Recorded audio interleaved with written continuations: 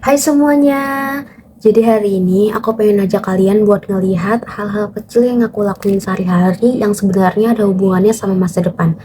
Aku sadar, kadang kita suka mikir masa depan tuh jauh banget, tapi sebenarnya hal-hal yang kita lakuin sekarang tuh udah mulai nentuin masa depan kita pelan-pelan.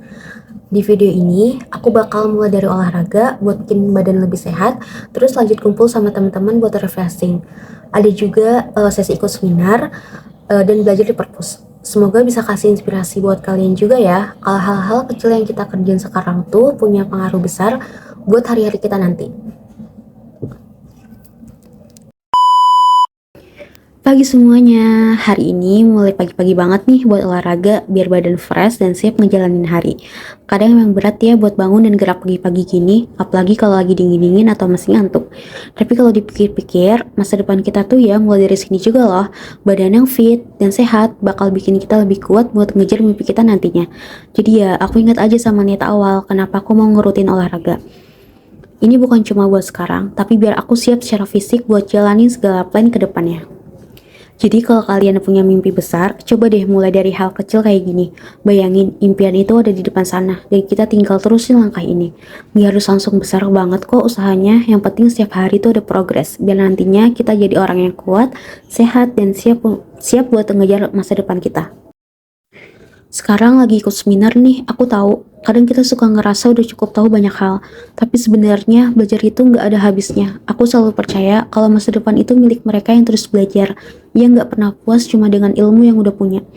Di sini aku belajar banyak hal baru, ketemu orang-orang hebat, dan kadang ide-ide fresh muncul begitu saja. Rasanya kayak dapat energi baru buat terus maju.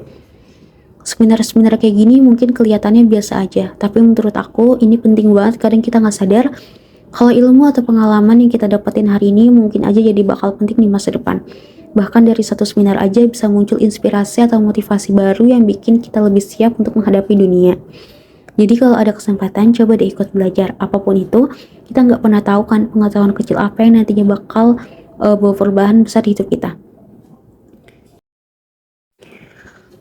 Oke, jadi sekarang lagi momen buka puasa bareng nih sama temen-temen. Seru banget ya bisa kumpul gini.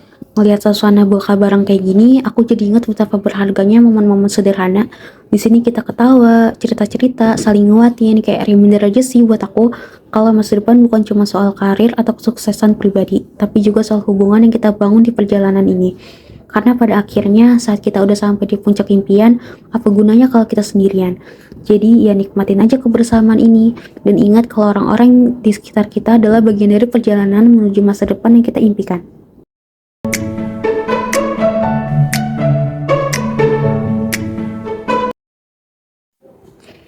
Di sini, di tengah sunyi perpustakaan ini, kita benar-benar disuruh fokus. Kadang di luar sana ada banyak hal yang bikin kita ke distract.